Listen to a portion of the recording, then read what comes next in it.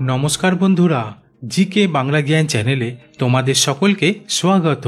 আশা করি তোমরা সকলেই ভালো আছো। আজকের প্রথম প্রশ্ন, পৃথিবীর বিভিন্ন অঞ্চলে বিভিন্ন উপজাতির মানুষ বসবাস করে, যাদের চালচলন সম্পূর্ণ আলাদা আলাদা হয়ে থাকে।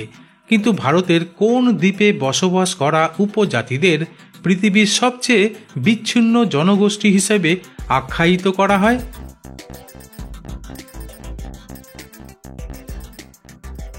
উত্তরটি হলো, আসলে ভারতের আন্দামান নিকোবর দ্বীপপুঞ্জের অন্তর্ভুক্ত একটি দ্বীপ হল নর্থ সেন্টিনেল দ্বীপ।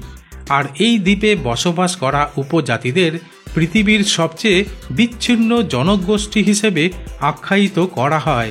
তবে এই উপজাতি হিংস্রতার জন্য কুখ্যাত, কারণ বাইরের পৃথিবীর কাউকে দেখলেই তারা হত্যা করতে উদ্যত হয়। পরের প্রশ্ন, পৃথিবীতে এমন কোন পতঙ্গ আছে যার জীবনের আয়ু মাত্র 24 ঘন্টা?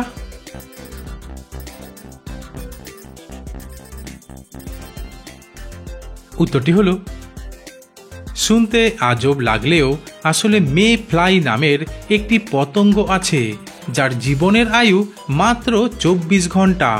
আর এই কারণের জন্যই এদেরকে একদিনের পোকামাকড় হিসেবে জানা যায়। প্রশ্ন, দুধ একটি আদর্শ খাবার, তা প্রায় সকলেরই জানা রয়েছে।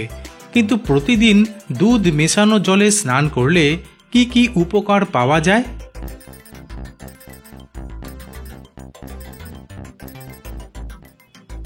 উত্তরটি হলো, আসলে দুধ ত্বককে ভেতর থেকে পরিষ্কার করে থাকে, যার ফলে সানট্যান ও কালচে দাগ সহজেই দূর হয়। তাছাড়া দুধ ত্বকের উজ্জ্বলতা বাড়িয়ে থাকে, সঙ্গে আর্দ্রতাও যোগায়।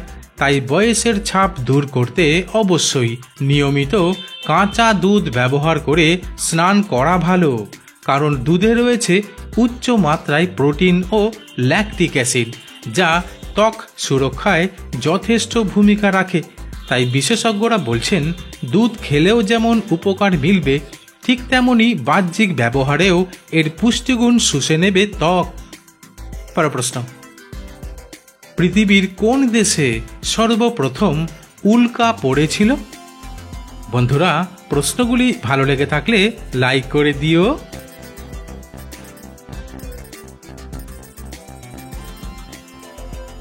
উত্তরটি হলো, বিশেষজ্ঞদের মতে আর বিজ্ঞানীদের ধারণা অনুযায়ী সিরিয়া আর আবু হারেরার অঞ্চলে সর্বপ্রথম উল্কা পড়েছিল, যা আকারে ছিল দৈত্যাকৃতির মতো। প্রশ্ন, নতুন বছর, নতুন ক্লাস, নতুন ব্যাগ, এটা সব বাচ্চারাই ভালোবাসে। কিন্তু ক্লাস বাড়ার সঙ্গে সঙ্গে বাড়তে থাকে বই খাতাও। আর এই বই খাতা স্কুল ব্যাগটিকে অনেক বেশি ভারী করে তোলে, যা বাচ্চারা বহন করে চলেছে। কিন্তু প্রতিদিন ভারী স্কুল ব্যাগের জন্য শিশুর শরীরে কি কি ক্ষতি হয়? বন্ধুরা, ঠিক এই রকম আরও অজানা নতুন নতুন প্রশ্ন উত্তর জানার জন্য আমার চ্যানেলটিকে সাবস্ক্রাইব করে দিও।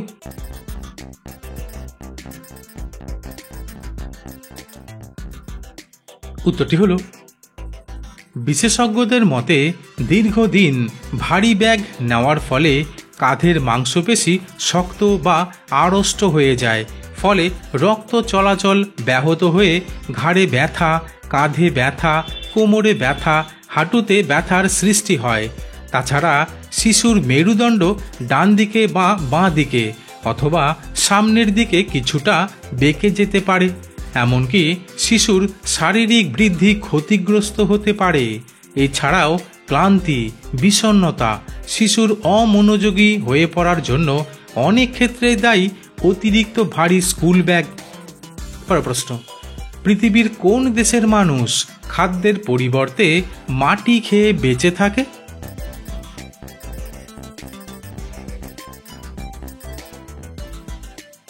উত্তরটি হলো, ক্যারিবিয়ানের হাইতি শহরের মানুষের আর্থিক পরিকাঠামো এতটাই দুর্বল যে সেখানকার মানুষদের বাজার থেকে অর্থের বিনিময়ে খাদ্য কিনে আনার সামর্থ্য থাকে না, তাই ক্ষুধা নিবারণ করার জন্য মাটি দিয়ে বিস্কুট ও রুটি বানিয়ে খেয়ে বেঁচে থাকে।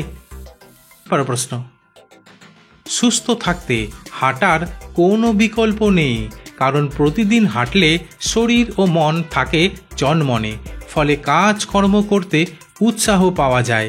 কিন্তু সোজা না হেঁটে যদি পেছন দিকে হাঁটা হয় তাহলে কি হবে?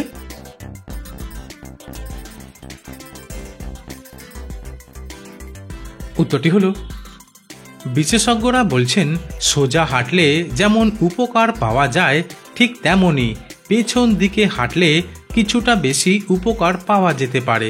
কারণ নিয়মিত সকাল ও বিকেল আধা ঘন্টা করে পেছন দিকে হাঁটার অভ্যাস করলে অবসাদ দূর হবে, কাজ করার ক্ষমতা বৃদ্ধি পাবে, ঘুমের সমস্যা দূর হবে, আত্মবিশ্বাস বেড়ে উঠবে, পায়ের মাংসপেশির স্ট্রেংথ বা শক্তি বৃদ্ধি পাবে, হাড় মজবুত হবে এবং ওজন নিয়ন্ত্রণে থাকবে। পরের প্রশ্ন, কোনো আসামিকে মৃত্যুদণ্ড দেওয়ার পর বিচারক ব্যবহৃত কলমের নিব ভেঙে ফেলেন কেন?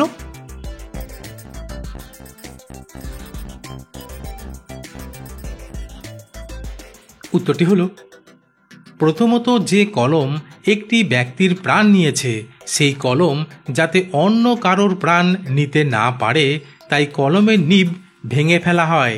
আর দ্বিতীয়ত বিচারপতি কাউকে মৃত্যুদণ্ড দেওয়ার পর তা আর ফিরিয়ে নিতে পারেন না, তাই কলমের নিব ভেঙে ফেলেন।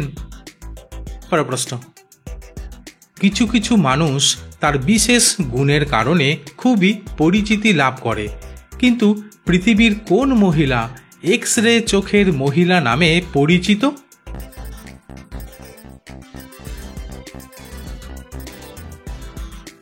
উত্তরটি হলো, আসলে রাশিয়া দেশের এক মহিলা যার নাম নাতাশা ডেমকিনা, তিনি এক্স রে চোখের মহিলা নামে বিখ্যাত। কারণ এই মহিলা তার বিশেষ দৃষ্টিশক্তি দিয়ে মানবদেহের ভিতরে দেখতে পান, অর্থাৎ তার চোখ দিয়ে মানুষের শরীরের ভিতরের হাড় পর্যন্ত তিনি দেখতে পান। পরের প্রশ্ন, সকালের জলখাবারে কোন খাবার বেশি পরিমাণে খেলে পুরুষের শক্তি একেবারে কমে যায়?